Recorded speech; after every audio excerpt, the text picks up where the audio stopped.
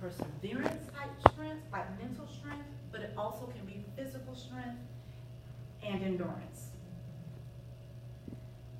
When Chayil comes together, it can be an army. If it's a Chayil man, it's a valor. So if you see in the scripture, mighty man of valor, that word is Chayil. It also means efficiency and ability. If you are able to do something, it's because you have Chayil. Chayil gives you the ability to have Chayil. But the one we're going to talk about today is the one that is translated exclusively for women in the Bible, and that's virtue. And so we're going to look at the scripture, Proverbs 31, verse 10, because this is what it means to be a Chayil woman. And I found it interesting when I was reading Proverbs 31. I'm going to use my Bible, my paper Bible today. I don't know, I'm like that. When I get to studying, I like my phone Bible, but I love because there's some revelations that come to me when I touch my Bible that I don't necessarily get when I'm on the phone swiping. And I can't explain it, but that's what happens. Like when I was reading this one and I was going through Proverbs 31, I said, look at this. I said, because most people say, oh, I do 31 days of Proverbs. I do a proverb every day. You've ever heard somebody say they do? But I said, but look at this. 30 days, mostly focused on building a Chayil man to get to the Chayil woman. That's how I interpret it. I said, the very last thing of wisdom is now that you got all this wisdom, you are ready to go out and be a husband and find yourself a Chayil woman. That didn't come to me until I opened it. And I've been studying Chayil for a while. As soon as I studied, I said, oh, okay. So we're going to start at verse 10. Proverbs 31, verse 10. Who can find a virtuous woman? For her price is far above rubies. The heart of her husband does safely trust in her, so that he shall have no need of spoil. She will do him good and not evil all the days of her life. She seeketh wool and flax, and worketh willingly with her hands. She is like the merchant ship. She bringeth her food from afar. She rises also while it is yet night, and giveth meat to her household, and a portion to her maidens. She considereth a field, and buyeth it. With the fruit of her hands she planteth a vineyard. She girdeth her loins with strength, and strengtheneth her arms. She perceiveth that her merchandise is good, and her candle goes not out by night. She layeth her hand to the spindle, and her hands hold the distaff. She stretcheth out her hand to the poor, yea, she reaches forth her hands to the needy. She is not afraid of the snow for her household, for all her household are clothed with scarlet. She maketh herself coverings of tapestry. Her clothing is silk and purple. And her husband is known in the gates, and when he sitteth among the elders in the land, she maketh fine linen and selleth, and delivereth girdles unto the merchant. Strength and honor are her clothing, and she shall rejoice in time to come. She opened her mouth with wisdom, and in her tongue is the law of kindness. She looketh well to the ways of her household, and eateth not the bread of idleness. Her children arise up and call her blessed, her husband also, and he praised her. Many daughters have done virtuously, but thou excelleth them all. And then it goes on to say, favor is deceitful, and beauty is vain. But a woman that fears the Lord, she shall be praised. Give her of the fruit of her hands, and let her own work praise her in the gates. Amen. And so I want to go through the characteristics of a Chayil woman. Verse 10, the Chayil woman is a woman of invaluable worth. You are a woman of invaluable worth. I looked up the cost of a ruby today. A 1 carat ruby in mint condition, that means it meets the excellent rating in the 3 C's as women. Carat, cut, clarity, y'all know what that is, right? Okay, so if a ruby A 1 carat ruby meets all that requirements. It can go for as much as $15,000. It says a virtuous woman, her value is more than rubies. She's invaluable. She's priceless. She has clarity.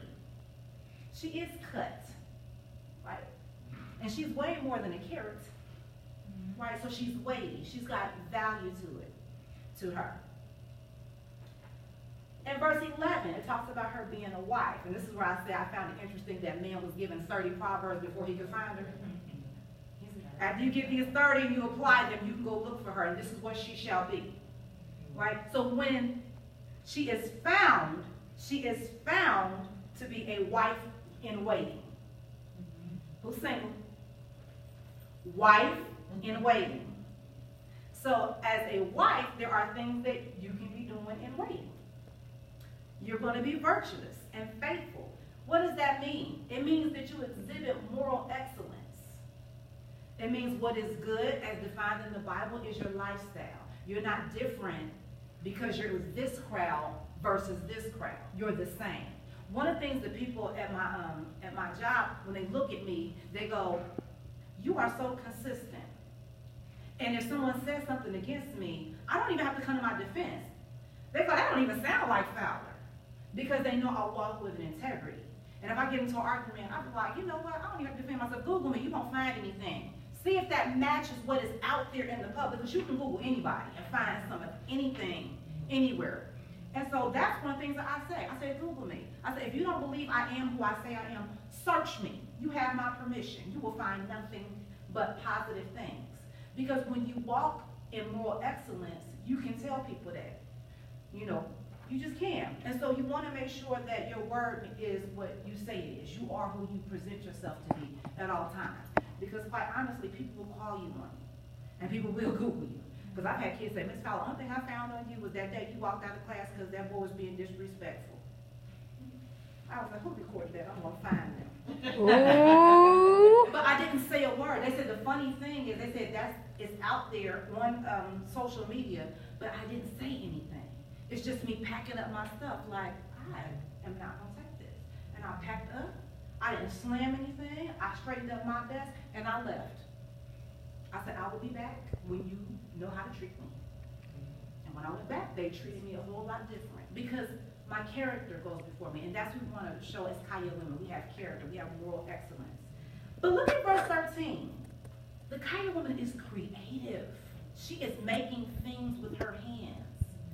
I love how she is exhibiting the very nature that God first revealed to man and the earth in Genesis. He didn't reveal himself as a father first. He didn't reveal himself necessarily as just God first, of all authority and power. He revealed himself as a creator. And as a virtuous woman, he's calling us forth to create. That's why we have so many babies in us. I think sometimes, too, that's why when we have health issues sometimes, because we have those things that are crying out of us, we keep holding them in, they keep trying to come out. We're like, "Why I feel sick? Why I got this?" You need to give birth. You need to give birth. You need to push out some of these things because God first reveals himself to us as a creator, and that's what he calls us to do. And as a virtuous woman, he doesn't even get halfway. He gets into the third verse of the virtuous woman and calls her creative. But in the next verse, he talks about how she's resourceful. No excuses. I don't have it. I don't know how I'm going to get it. He says she's resourceful. In fact, she's entrepreneurial. She said, if I can't get it, I'm going to find out how I can take what I have to get what I need to get. And doesn't he show us that with the one with the pots and the one with the oil? He's like, "What you got in your house already?" "Oh, I don't have nothing." Go get what you have. And that's what God is showing us as virtuous women. You have something. It may not look like much, but if you pour it out, if you just pour it out, he's going to add a measure. He's going to add an anointing. He's going to add an increase. But you got to take what he's given you and created and placed in you and let that creation come out so that you can then begin to generate the resources and the wealth that he has for you. In verses 20 through 21, she is a giver. So she don't just generate wealth and keep it. She is generous. She gives to the needy. She stretches out her hand to help others. One of the things I do in the summertime is I keep bottled water in my car. It's amazing how the people will not leave their posts that are begging on corners to give water or anything they need. They will be out there dehydrated, begging for money and food because they don't want to lose their post to the next homeless person. So one of the things I keep in my car is bottled water. And you will, the gratitude on some of their faces. Now, some of them be like, I don't want no water. Okay, well, fine, you're not really thirsty. I'm going to keep on driving because that's what I have to give. But making sure you're in a position if you have it to give. And God says if you're resourceful and you're working through what he's given you, you have that. Have that entrepreneurial spirit. Always have in the back of your mind, you're not created to necessarily work for someone. You're created to generate wealth, to be a lender, not a borrower. She was a lender, not a borrower. Okay? She is proactive and self-sufficient. In verse 21, she is the lender. She's giving out stuff. She is the one who's prepared. She said, if it comes my way, I'm already prepared. Because I've done my homework, I've set stuff aside. A lot of times we're not prepared because we don't save or we don't put something away. We don't say we're going to take this and sacrifice it. I used to have a pastor that said, too often we spend our seed or we eat our seed. And that's what we should really be putting back. So if something comes where there's no seeds coming forth, we have a seed waiting for us that we're building up like Joseph did. Okay? She is proactive. Verse 21, she's proactive and she is self-sufficient. She's building a business that will sustain her and her family. But not just her and her family, also her maids, also her servants, also those who are under her. So if they need clothing, she can clothe those that work for her. Not only is she paying them, she's also able to give things to them on top of what she's paying them. That's powerful. Because I work for CMS, and sometimes they don't give us very much. But the virtuous woman, who is a wife, is able to generate some kind of income to not only pay you as an employee, but also to bless you. And that's powerful, and that's what God's calling us to do. But read 22 through 24 again. I was like, well, Lord, what's this mean? 22 through 24. Somebody read that for me. Whatever version you have. Okay. She makes for herself coverlets, cushions, and rugs of tapestry. Her clothing is linen, pure and fine, and purple wool. Her husband is known in the city gates when he sits among the elders of the land. She makes fine linen garments and sells them and supplies sashes to the merchants. This woman is modest, but she is modern. She is making her own clothes, and she is known. And people know her husband, and they know her. Why would they say her husband is known? Oh, that's so-and-so with the wife so-and-so. Right. She is modern. This chick got it together. She's not homely. She's not sitting there, no makeup on her hair, nothing. No, she's making her stuff. She's making it with silk and linen. And not only is she clothing herself and making her own stuff, making her runway stuff, she's also going out and selling. Like, you like this? I got 10 of them right here. Who wants one? What size you wear? Oh, you like about a size 10? She has it together. She looks for opportunity to fill a void. Oh, you like what I'm wearing that I'm making for myself? Oh, okay. Opportunity for me to generate some income. And that's what we got to start looking for as Chayil, and we got to start looking at what is God showing us in the small details that we're getting compliments for, that we're doing for ourselves, that we can do for others and generate some kind of wealth, generate some kind of extra income. All right? She is smart. She is savvy. Verse 27. But she's sweet. She's smart. She has wisdom. She's savvy, but she's sweet. How many times have we met smart people, smart women, but we can't be around them because they know everything. They're abrasive. Nobody want to be around them because every time you say something, oh yeah, I know that. Every time they, oh I did that. Oh, we did that before. They're smart, but they're not sweet. And as a Chayil woman and as a wife in waiting, we want to be smart, but we also want to not be abrasive. Because a lot of times that's how we block our blessings from coming in as well. Because honestly, a man is not going to come in if he don't feel needed. If he don't feel he can fill a space in our lives, he's not going to stay. If you got everything, so she's smart. She got herself together, but she still serves her husband. She still serves her family, and she still does her part, but she's sweet. She ain't like, I don't need you. I got a vineyard. What? I made what you're wearing. No, she's like, whatever you need. Okay. Oh, you think your friends over at the merchants, you think those that are coming in on the boat, you think they need some new linen? Yeah. She's smart, but she does it to serve her household first. She's a servant first. In the Bible, they will often say the wives worship the husbands. They would serve them. Serving is a form of worship. And so she is always moving, progressing, vigilant in the spirit of excellence. Many daughters have the spirit of excellence, but she exceeds them. Why does she exceed them? Because she's looking for opportunity to be excellent. She's looking for an opportunity to serve. She's looking for an opportunity to use wisdom, but to be sweet. And that's what we want to be as Chayil women. We want to be the virtuous woman who is doing all these things and have these things together and birthing these things and have these creative moments that are generating us some additional income. But at the same time, people want to be around us too. And so as Chayil women, we want to come together and pull that out of each other.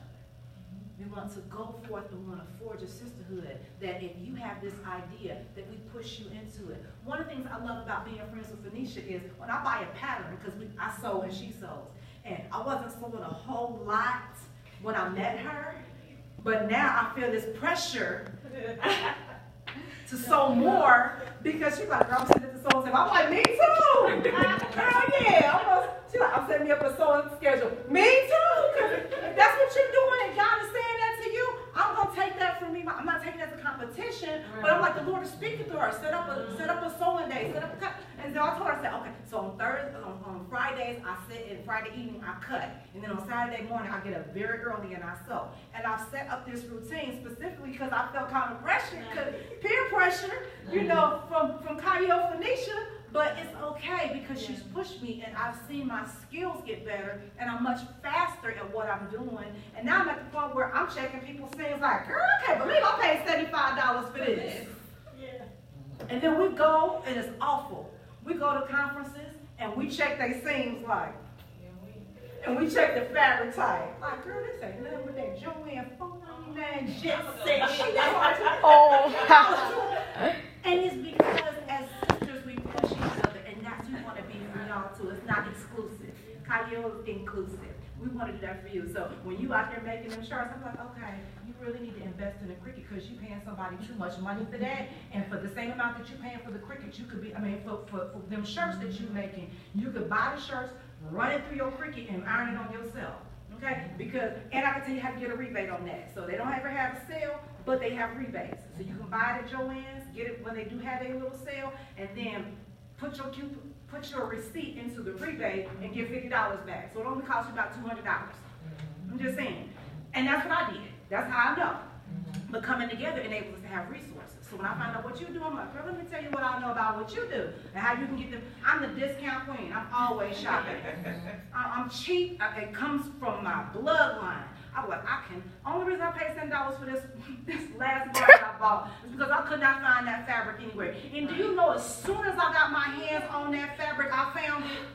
I said, because I was able to identify it. I said, this ain't nothing but a dang on 4-way stretch knit. Put in 4-way stretch knit with the design, boop, popped up. I emailed it to her. I was so mad because I already paid $75 for one and $60 for her. But it's cute.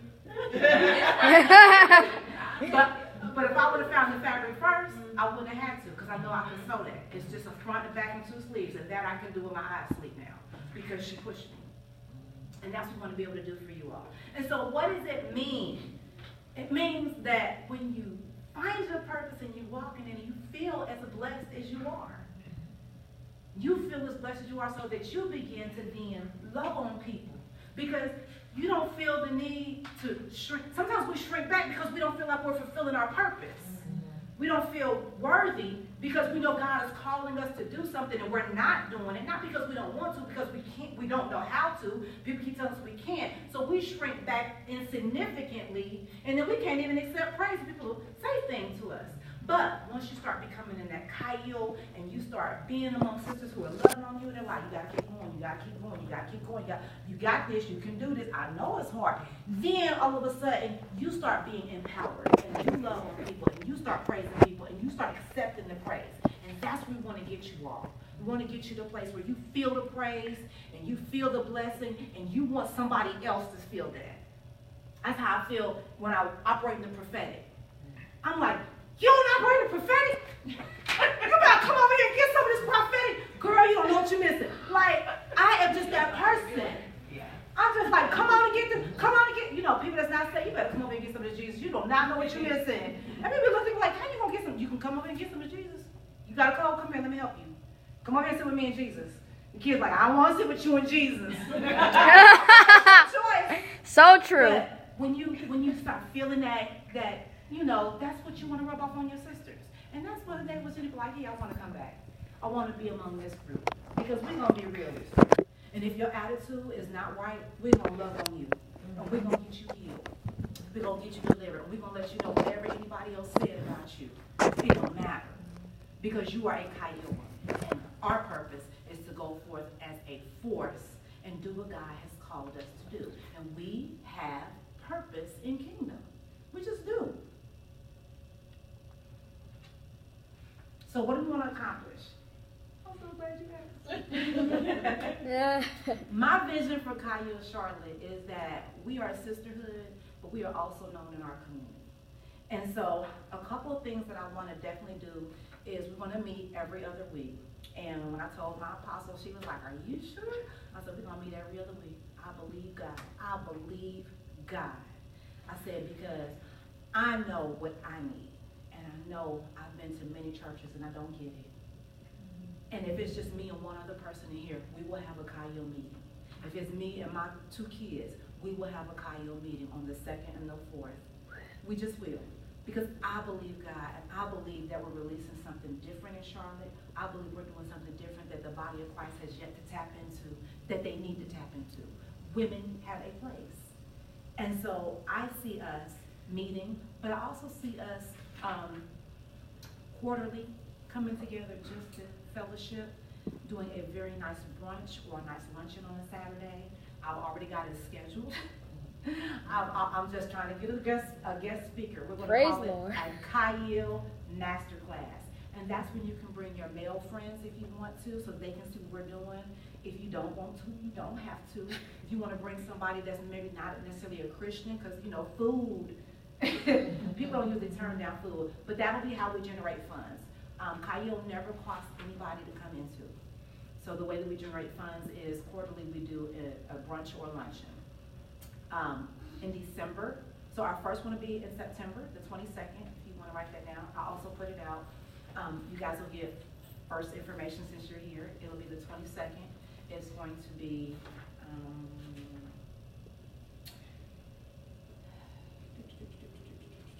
that's going to be at 10 a.m. and that's the Women's Club in Matthews. And we're going to be there till about 2 o'clock. And like I said, I'll post that again, but you guys will get the information first. And that's going to be our brunch. It's going to be catered. It's going to be sit down. Depending, I don't know all the details, but I do know I have the place and the venue already. I do know that's the date. I do know that's the time. I don't know what's going to be catered, but it is going to be a brunch. We're going to call it the Chayil Masterclass. So we'll eat, we'll fellowship, we'll have a dance presentation, we'll have a psalmist. We're going to highlight some local entrepreneurs, hopefully within this group. And we are going to have a master Chayil presenter, not one that we normally have. We're going to bring in a speaker and have them teach what Chayil means and how they exude it. And it's just going to be our time to just get away from people for a day. And so that's my heart. Also, we're doing a School of David masterclass. And the School of David is for worship leaders. Whether you're an artist, a psalmist, an instrumentalist, a musician, a flag bearer, or a dancer, this masterclass is to teach people about the worship of David and how it all goes together. I'm bringing an apostle from Nigeria. He's an international recording artist. Right now he's doing Awake Jerusalem. Last week 2 weeks ago, he did the Feast of Incense. He was just with Chuck Pierce, and he's a friend of mine and a mentor, and he volunteered to come and do a workshop. And he's not charging me anything. So the money that I generate from that is to bless him and to build upon the School of the Warrior Bride. And so I'm excited about that. It's going to be here. That's going to be July 14th from 10 to 1. We're going to be meeting in their youth hall. So if those of you that parked over there, we're going to be over there in the youth hall. It's upstairs. It's an attic space. There's a stage. We're putting the painters on the stage. It's completely interactive. If you sing, come ready, because we put you on the praise and worship team. July 14th. I'm not into the arts, but my daughter is. She's 15. You went to the arts, you just don't know your come. Because even if you're not participating, to be in that environment where we're all worshiping together, and then there's a teaching on what that Davidic worship is. This man teaches the harp like nobody's business. He plays guitar, he plays piano. He's like our own Prince. Like if Prince was saved and not weird, quirky like, and in the kingdom. Praise the Lord. Don't get me wrong, I do. I'm praying for that brother for a while. All right. So some of the things we want to, one of the other things we want to accomplish as Chayil women is to be centered in the community. I have a friend. He does Love Charlotte, and he works with kids and inner city youth. One of the things I want to do is to be able to adopt some of those girls and bring them in to our bruncheon in September. He also has a catering business. I think that if I can bring, well, he doesn't have catering, he has a catering degree. If I can bring him in and bring in some of his girls, then we can intergenerationally mentor some of those girls in an environment that many of them have never been in. Because we want to dress up, we want to look nice, we want to bring them in and show them, you know, and have them interact with us. And then in December, when we have our other one, I want to have an adopted family where we bless them for Christmas from the Angel Tree program. The Angel Tree program, at least one parent is incarcerated. And so that's income that doesn't come into the house. And as Chayil woman, I want to adopt a family this year. So that's some of the vision that I have for Chayil, for us, and how we're going to impact and interact in the community, how we're going to interact together, and how we're going to impart and interact individually. That's what I really want us to be able to do. So what does that look like? Well, first of all, it's a safe place. So if you need to come here and share something, I have no problem putting kids out. There's one right next door, or we can go next door and you can have personal ministry. We have no problem praying for people. We have no problem with self-disclosure because we want people to know whatever you share here stays here. Okay? And we're going to pray for you. We're not going to judge. We're not going to carry it away. That's one of my pet peeves. I cannot stand if I tell you something for her to come back and hug on me because she's that's not a Chayil woman. In fact, there's a verse in there that says she doesn't deal with idleness. If you're sitting around gossiping, you're idle. Okay, and so that's something that we're just going to have a zero tolerance for. And if we have women that come in here and that's one of their issues, we'll pull them to the side and we'll tell them like, that's not a place here. You don't have to do that here. You can feel safe here to be yourself. Because a lot of times people do that because they don't feel safe to be themselves. So we're not going to condemn them. We're going to help them get through that. Okay, because we all been through something that we need to get through. And so we also want to be able to create prophetic encounters with God through prophetic activation. So if you don't operate in the prophetic, some of these encounters that we have as Chayil women will be prophetic activations. So we just get in and you might just burst out a song like, girl, I didn't even know that was in you. You know, or you might start prophesying because the spirit of prophecy is subject to the prophet. And so it just happens wherever we go. It's nothing to be scared of. It's just something that I have to tell you in advance. It could happen. So I like to give people a prerequisite, like this could happen, and it usually does. And it's okay. It's a safe environment. And the other thing is, there'll be Bible studies, but there'll be worship experiences. Each class will be a little bit different. The informational is like this, but each class will be a little bit different. Each teacher is allowed to teach it how she wants to. Once we get further in, and you feel called to teach, we want to be able to equip you so that you can start teaching. We might start you off with 10 minutes, okay, just to get your feet wet. You know, some people are like, I know I'm supposed to teach, but I'm scared to death. It's okay. We're going to help you get there through baby steps. We're going to help you be able to work through whatever your gifts and your callings are so that you can start walking in it. Because that's ultimately what God has birthed you for anyway. He wants you to walk in your calling. Okay? So are you going over the... So we want to multiply. So tell everybody that you know to come. I have extra cards up here. I'm a little disappointed in my cards.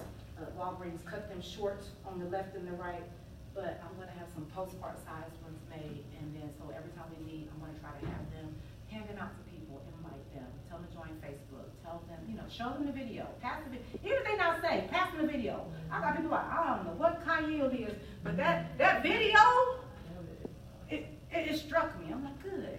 You know, we want people to come want to multiply. We want it to grow. If it's 10 people doing one mighty thing, hey, one check is 1,000. Come on. And so there's no membership fees, but we are going to talk about different things. We're going to have different brunches. I think I went over everything that you all need to know as far as what was on here.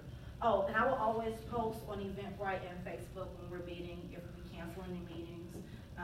And if you come to the meetings, I always try to tell y'all first, so that y'all can get tickets first. Because sometimes we do have to post, like, there's a cap on the cap size of the bruncheon. No more than 50 people can be in there. Because we're doing sit down, and we're doing it at round tables and stuff. So plus we don't want that many people in an intimate moment anyway. You get too big, it's no longer intimate. It's like, how you spend an hour just shaking hands. So we're going to capsize that, and we want to reserve at least 10 of those seats for those inner city girls or youth that we're inviting in for that. We want to make them VIP. I know a lot of church people want to be VIP, but we want to make them VIP. We're going to put them in the front, and we're going to serve them, and we're going to show them love, so that they too can be little Chayil women. So it is 7:50. I wanted to open up for any questions and answers, comments, revelations. Every second and fourth Tuesday. What about the first and third Tuesday? First and third Tuesday is what we're planning on doing is download or uploading a video. So we're going to upload a video to YouTube, and then we'll play it onto our Facebook page. So the weeks that we're not meeting, you should see a video from one of the 3 teachers. So we're probably going to start that in July, though. That won't be in June. So the video uploads won't happen until July. This is new for everybody except me. And even for me, it's still kind of new because it's a lot of research, it's a lot of words. But our purpose is to go through all the meanings of Chayil, looking at the various women and how that applies to your life. So there'll be a lot of Bible studies. The ones online won't be long. Is everybody on the International page on Facebook? Is everybody on Facebook?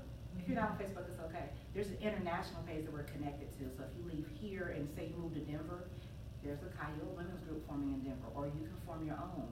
And that's my hope, that if you leave here, or if we leave here, you know, maybe we can have 2 on 2 different sides of town eventually, you know, so that we can have us meeting over here on the second one, and maybe I'm meeting on the fourth, and we can work together. But, you know, it's not, like I said, it's not exclusive, it's a movement. It's a movement. Even John Eckert is part of this movement.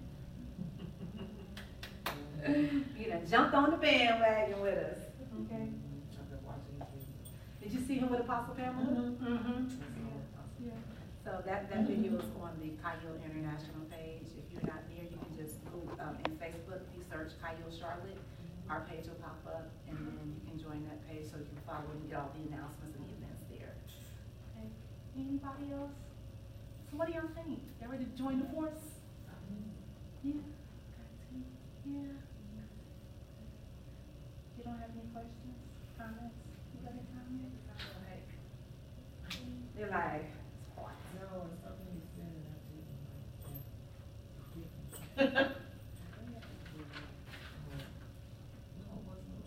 Oh, it's not on there?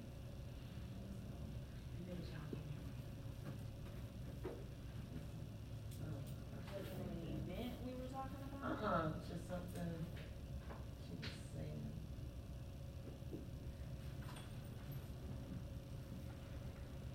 No, it was good. It's just, hit my spirit. You had a low playback on the video. You recorded? Right They're here. recording all anything from the waist down. Okay. Gonna raise the video. Yes, my tripod is coming out. Okay. So if there's no questions, all hearts and minds are clear. I'll look at it. And then You can have that.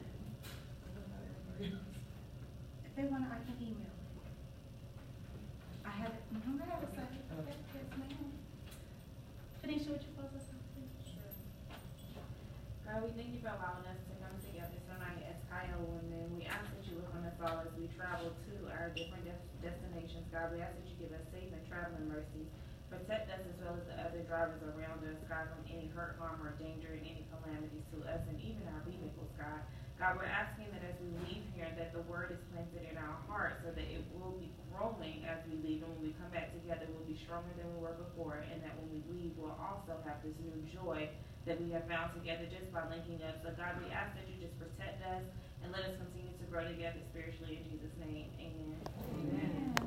And I have 2 door prizes. I forgot. Okay, so people register online at Eventbrite and on Facebook. Who did that? Raise your hand. Guess who was first? Yay. So, because you are a woman of organization, and we're gonna make sure Yes, I But- need this. not only was she a woman of organization and came in first, she also registered on Eventbrite. You are welcome. So we thank you all for coming, and we look forward to seeing you guys in 2 weeks. Yeah. And I thank you to my children. You can turn the video off. I thank you to my children along